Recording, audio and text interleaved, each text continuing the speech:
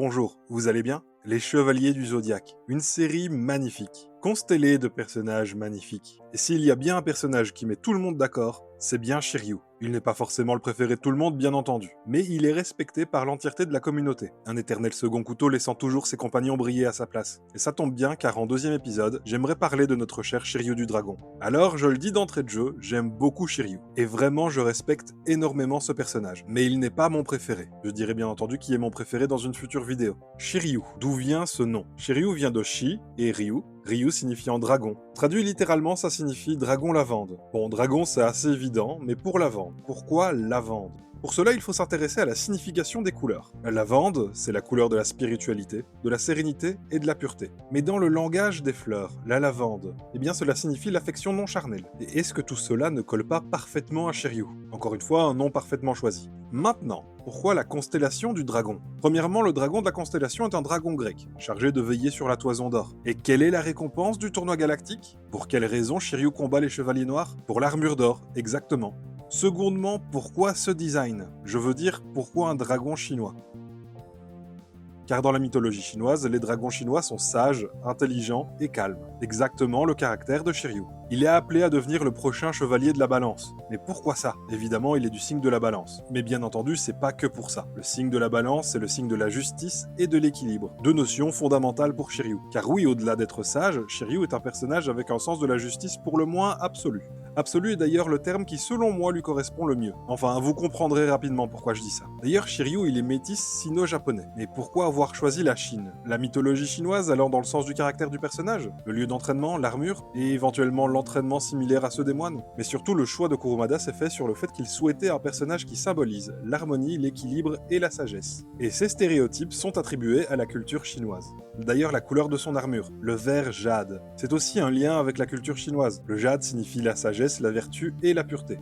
Au niveau du chara-design, encore une fois, il s'agit d'un personnage fortement inspiré d'autres personnages de Masami Kurumada. Je veux dire, regardez Azusa Ranmaru dans Otoko Zaka. C'est littéralement à s'y tromper. Il y a un point important, presque central dans son design. Au-delà de ses cheveux longs, je parle bien entendu de ce qui fait son look anticonformiste. Son tatouage. Son tatouage, il signifie sa force et surtout son équilibre, s'intensifiant et disparaissant en fonction de son cosmos. Astuce pratique pour le lecteur, pour savoir si Shiryu est en position de force ou non. Encore une fois, comme dit dans la vidéo sur Seiya, c'est de la force évocatrice. Mais au-delà de ça, et si son tatouage était un indice pour ses adversaires? Je veux dire, Kurumada ne laisse jamais rien au hasard, et Shiryu, il est connu pour son fair play. De ce fait, lui donner un tatouage qui indique précisément son point faible, ce serait aussi une façon de laisser une chance à ceux qui seraient aptes à voir et à comprendre. C'est évidemment que ma théorie, mais je l'aime bien. L'armure du dragon a quelques caractéristiques très intéressantes. Premièrement, dans toutes ses versions, elle a un bouclier. Mais pourquoi spécifiquement un bouclier? En iconographie, un bouclier signifie la force, le courage, mais surtout la protection. Et Shiryu, il est connu pour se sacrifier pour protéger les autres. Ce n'est pas son armure, le bouclier. Le bouclier, c'est lui-même. Le bouclier n'est qu'une représentation de ce dernier. De plus, le jade a une autre signification. Sous forme de bracelet, il est utilisé pour protéger. La tradition est que l'on doit l'offrir à ceux qu'on souhaite protéger. Et Shiryu s'offre lui-même pour protéger les autres. Il est le jade. Son armure est la plus solide de toutes les armures de bronze. En effet, le bouclier n'est pas le seul élément très résistant de l'armure. Toute l'armure est d'une pareille résistance. C'est dû à la chute de Rosanne qui s'abat H24 sur elle lorsqu'elle n'est pas détenue par un chevalier. Et qu'est-ce qu'on sait sur les armures? Kurumada a dit lui-même qu'elles peuvent se régénérer d'elles-mêmes. Et lorsqu'elles font cela, elles sont plus puissantes et plus résistantes. Maintenant, imaginez une armure qui pendant des années se fait abîmer par la pression d'une chute d'eau, mais qui en contrepartie se régénère en boucle. Et voilà l'explication de la solidité de l'armure du dragon. L'histoire de Shiryu est inspirante. Envoyé à 7 ans en Chine pour être entraîné par Doko. Entraînement qui est d'ailleurs le parfait reflet des valeurs de Senseiya. Au départ, Shiryu, c'est une sorte de petit con. Il a d'ailleurs dit à Doko qu'il était là dans le but de devenir le plus fort et de remporter l'armure. Mais les entraînements de Doko n'étaient pas exactement ce à quoi il s'attendait. Doko lui a appris la sagesse, la patience, lui a offert sa culture, son honneur et son sens du sacrifice. Mais le plus important, il lui a inculqué le respect de son adversaire. Shiryu a appris aussi la valeur des relations par le biais de Shunrei, avec qui il nourra une relation amoureuse. Un entraînement aussi physique que mental, d'ailleurs inspiré des entraînements des moines guerriers chinois. Entraînement au cours duquel il inversera le cours d'une chute d'eau, exploit demandant une préparation physique et psychologique intense.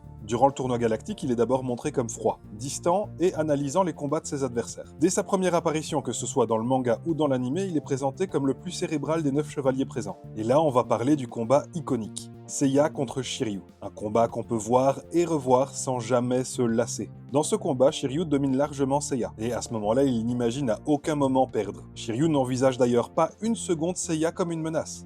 Et il sera le premier à faire face à une des caractéristiques de Seiya. Il se relève toujours. Et malgré la sagesse acquise durant son entraînement, son ego l'empêchera de voir clair dans le jeu de Seiya, ce qui au final mènera Shiryu à détruire son propre bouclier. Le combat continuant alors sans armure. Et là, fin du combat, Shiryu s'effondre, persuadé que personne ne trouverait jamais son point faible, et ce malgré les mises en garde de Doko. Mais Seiya l'avait vu, et il a frappé en plein cœur. Shiryu tombe. Seiya est transporté pour être soigné de ses blessures. Quand dans un silence assourdissant, on annonce que le cœur de Shiryu ne bat plus. Il est mort. Enfin, pas tout à fait. Seiya se releva, et à bout de force, il donna un coup de la même intensité dans le dos de Shiryu, au niveau du cœur pour le relancer. À son réveil, Shiryu n'était plus le même. Il devra vivre avec une dette de sang, et c'est son orgueil qui l'a tué. Dès lors, une introspection commença, ainsi que la naissance d'une des plus solides amitiés de Senseiya, probablement la plus belle d'ailleurs, celle du dragon et de Pégase. Et à partir de là, Shiryu souhaita à toute occasion rembourser sa dette envers Seiya. Dès lors, sa vie ne lui appartenait plus totalement. Il était absolument dévoué à son ami. Ce combat, c'est une leçon sur l'humilité et sur le fair play, mais aussi une grande leçon d'amitié.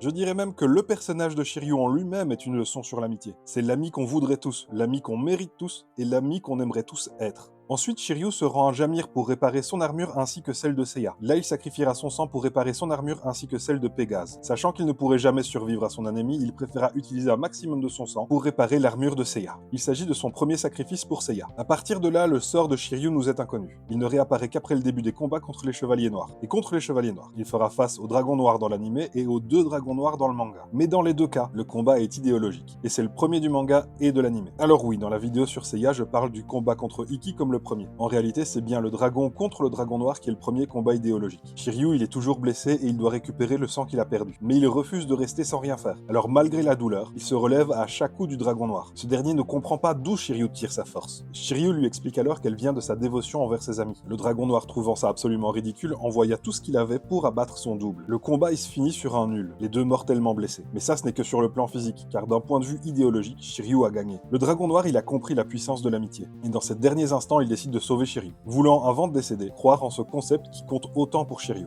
Ensuite, parmi les arcs fillers, il n'a que très peu d'importance, car Shiryu n'a en réalité que très peu de place dans ces derniers. Je propose donc qu'on saute directement à l'arc des Chevaliers d'Argent. Et vous savez très bien de quel combat je vais parler, n'est-ce pas? Argol de Persée pétrifie Seiya et Shen. Shiryu est le dernier. Les 2 portent un bouclier, un qui protège et un qui tue. Une dualité parfaite. Les 2 ont exactement le même problème, ils dépendent complètement de leur bouclier. L'un se cachant derrière à tout moment, ce qui lui était d'ailleurs reproché par Doko, et l'autre l'utilisant à chaque fois pour abattre ses adversaires sans avoir à combattre. Le combat, il raconte des choses sur le courage, les 2 adversaires ayant l'habitude de se cacher. Évidemment pour des raisons différentes, mais nonobstant, ils se cachent quand même. Là, Shiryu, il a plus le choix. Il ne s'agit pas de lui, il doit absolument sauver Seiya et Shen. Sa seule solution est de se débarrasser de ce qui permet à Argol de le pétrifier, ses yeux. S'il ne voit plus le bouclier de Persée, alors Argol ne pourra plus rien faire. Tout simplement car, comme Shiryu, il est absolument dépendant de son arme. Il se crève alors les yeux, car uniquement les fermer n'est pas suffisant. Car par réflexe, il court bien trop de risques d'ouvrir les yeux et de voir le bouclier. Alors sans hésiter, il se rend aveugle et atomise le Chevalier d'Argent. Il s'agit du second sacrifice que Shiryu fera pour ses compagnons.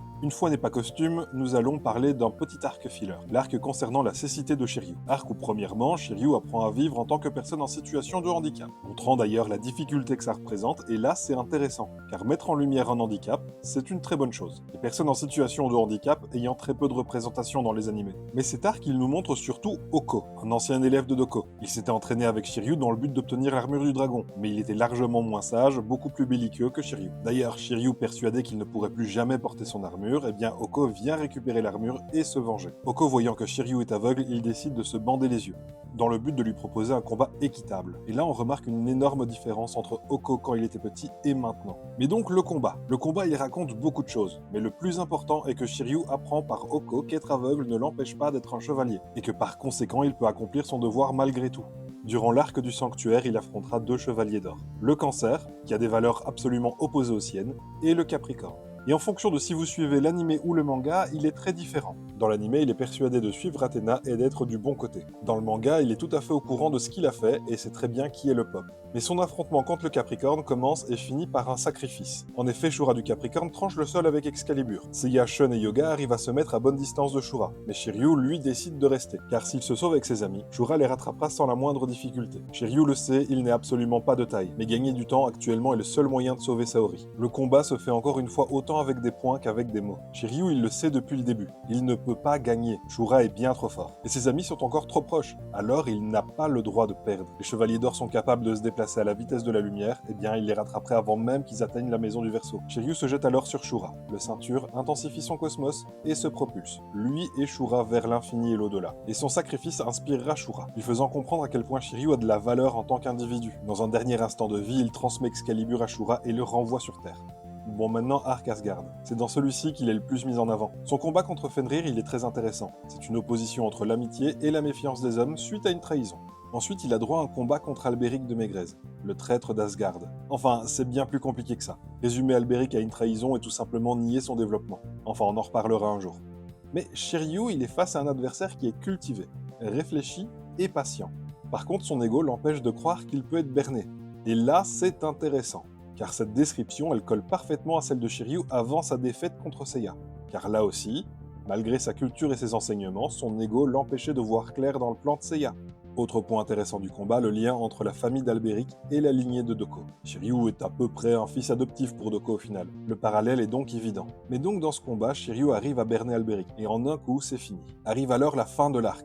Le combat de plus ou moins tout le monde contre Siegfried, ce dernier marbrant complètement toute la bande. Et là, Shiryu, il brille. Il tente à nouveau l'ultime dragon, sachant que ça lui coûterait la vie, mais surtout trouve le point faible de Siegfried, information qui sera déterminante. Dans l'arc Poséidon, il affronte Krishna, qui lui aussi a des valeurs opposées aux siennes. Un combat au cours duquel Shiryu réalise à nouveau qu'il dépend beaucoup trop de son armure. Et justement, c'est en s'en débarrassant qu'il arrivera à vaincre Krishna, lui permettant d'utiliser Excalibur. Cette victoire, elle n'est évidemment pas sans sacrifice, car Shiryu perdra à nouveau la vue. À la fin de cet arc, il se sacrifie à nouveau pour sauver Seiya d'une flèche d'or, et ce même avant que l'armure d'or de la balance lui apparaisse pour l'aider à sauver Saori. Bon, l'arc Hadès, il est souvent considéré comme l'arc qui met le moins Shiryu en avant, mais je trouve que c'est assez injuste de le voir de cette manière. Il est autant présent que les autres dans la partie sanctuaire, mais cette partie en réalité elle est consacrée aux Chevaliers d'Or, donc pas étonnant qu'il n'apparaisse que très peu. Mais dans cet arc, Shiryu il développe sa relation avec Doko et avec Shura. Il apprend les 100 dragons de Rosanne. À la fin de l'arc Inferno, il bat 3 spectres, et clairement pas les plus nuls. Et on a eu le loisir de le voir battre d'autres spectres avant ça. On rappelle qu'à la fin, c'est lui et Yoga qui tuent Hypnos.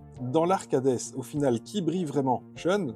Ah oui et non, il est central mais ne fait pas grand chose. Seiya, bien c'est sensiblement pareil. Ikki, il fait quelques apparitions certes déterminantes, mais il n'est que très peu présent. Alors qui est principal dans cet arc? Eh bien, personne. Et tout le monde en même temps. Dans cet arc, Kurumada a décidé de mettre en avant tous ses personnages, ainsi que d'en présenter de nouveaux, et surtout de leur offrir un développement. C'est d'ailleurs aussi dans ce chapitre que Shiryu n'a pas le rôle de celui qui se sacrifie pour les autres. En effet, à la fin de la partie Élysion, il passe ce rôle à Seiya. Shiryu, au-delà d'être le personnage qui se sacrifie dans tous les arcs, c'est aussi le moralisateur, celui qui aura systématiquement des combats fondamentalement idéologiques. Les combats de chaque personnage, ils racontent quelque chose. Ils ont tous en quelque sorte un thème, et lui c'est toujours autour de la justice, de l'honneur et de l'amitié. Shiryu est souvent titré avec Yoga comme le plus faible des 5 bronzes, car souvent mis en arrière-plan, mais est-ce vraiment le cas? Kurumada lui-même a dit qu'il ne pourrait départager aucun des 5 personnages principaux, chacun ayant ses forces et ses faiblesses. Shiryu certes n'est pas celui qui a la force la plus dévastatrice, mais dans Senseiya, est-ce uniquement une histoire de force brute? Absolument pas. Au contraire, dans Senseiya, celui qui gagne, c'est celui qui comprend le mieux son adversaire, et qui croit le plus en ses valeurs. Sans la sagesse et la culture de Shiryu, serait-il encore en vie? Eh bien ça, j'en suis pas certain. Et si dans Senseiya, les combats étaient tous remplacés par des joutes verbales, eh bien Shiryu serait clairement le plus puissant. Mais comme l'a dit Kurumada, ils ne peuvent être départagés. Souvent considéré comme le cliché du sage de la bande, toujours de bons conseils, mais aussi celui qui sera toujours là pour se sacrifier. La bonne poire, en gros. Des clichés certes à notre époque, mais dans le contexte de la création du manga, c'était nouveau. Parce que oui, tous les personnages de Senseiya représentent un archétype, ça c'est vrai, mais simplement parce que chaque personnage a participé à les créer. On a tendance à oublier que nos séries actuelles sont l'héritage de Seiya, de Shiryu et des autres chevaliers. Shiryu, souvent, il est considéré comme le moins important, car rarement au premier plan. Mais Shiryu n'en a absolument pas besoin. Shiryu, c'est la base solide sur laquelle s'appuient ses amis. Shiryu est un piédestal. Une personne ne peut pas être mise en avant s'il n'y a pas une marche pour la surélever, s'il n'y a pas une lumière braquée dessus. Shiryu, c'est la lumière de nos héros, ainsi que leur boussole morale. Certes injuste, car son rôle est ingrat, mais certainement le seul qui ne peut être remplacé. Alors non, il n'est pas celui qui clôt les arcs. Il est bien trop pur, trop sage et bien trop humble pour ça. Mais il est celui qui fait la courte échelle à celui qui touchera le ciel. And I feel this is the end, and I feel so